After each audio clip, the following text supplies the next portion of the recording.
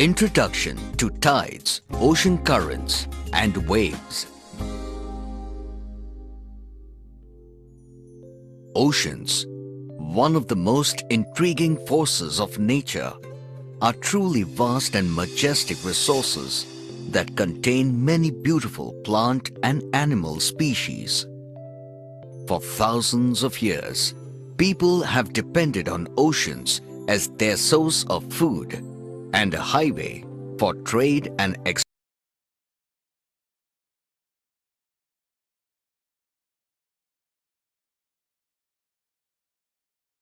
completely still. People at one time believed that the ocean floor was smooth and flat. But in the 1920s, scientists began mapping the ocean floors using instruments called echo sounders that measured the ocean depth with the help of sound waves. The instruments used proved that the ocean floor had dramatic physical features such as huge mountains, deep canyons, steep cliffs, and wide plains. In some parts, the ocean floor plunges to great depths known as ocean deeps or trenches. The deepest trench in the world is the Mariana Trench in the Pacific, which is about 10,800 meters below sea level. Let us discuss the characteristics of the ocean floor and the movements in the ocean, such as waves, tides, as well as ocean currents. Currents, waves and tides are the elements that drive the sea.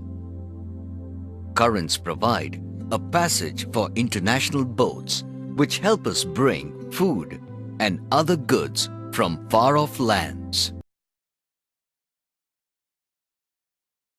Tides signal the stages of the moon and the time of the day, while waves give rise to beaches and coastlines. The ocean floor may be divided into four parts. The first one is called the continental shelf, which is the gently sloping area of the seabed between the edge of a continent where the depth of the sea is about 180 meters. It is a submerged extension of the continent and is formed due to the erosive action of the sea. The shallowness of the continental shelf allows the sunlight to penetrate through the water to the floor, which keeps the water warm and enables a healthy marine life. Hence, continental shelf provides some of the world's chief fishing grounds, such as those in the North Sea and the Grand Banks off the coast of Newfoundland.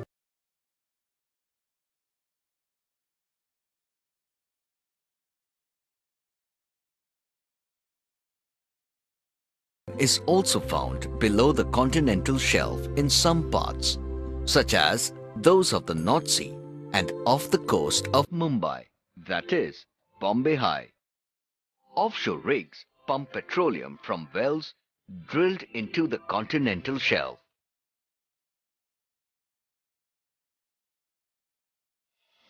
The second part of the ocean floor is called the continental slope.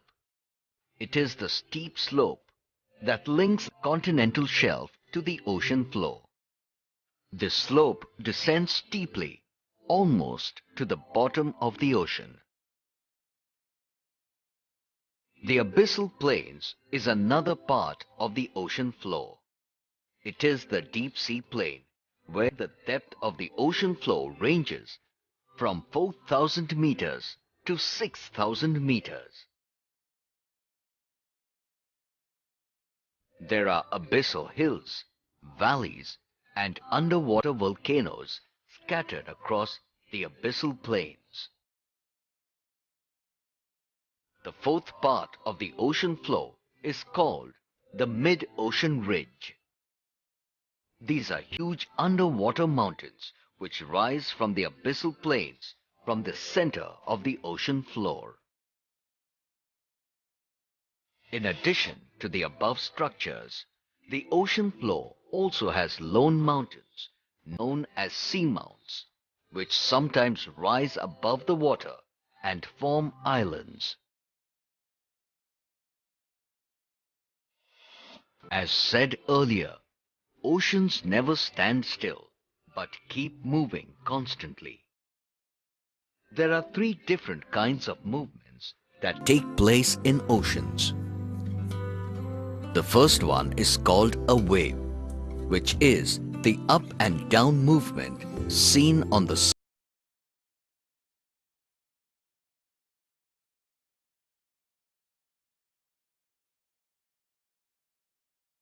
are caused by the force of wind. When wind brushes the surface of the sea, a wave is formed. Average ocean waves are about 1.5 to 3 meters high, and they break near the shore. The highest point of the wave is called the crest, and the lowest is called the trough. Average ocean waves move through water at about 30 to 85 kilometers per hour. Waves are powerful agents of erosion which shape coastlines. Beaches are formed by the deposition of material by the waves along the shore.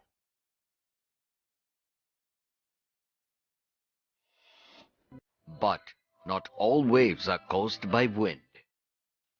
Some are formed due to earthquakes and volcanic eruptions.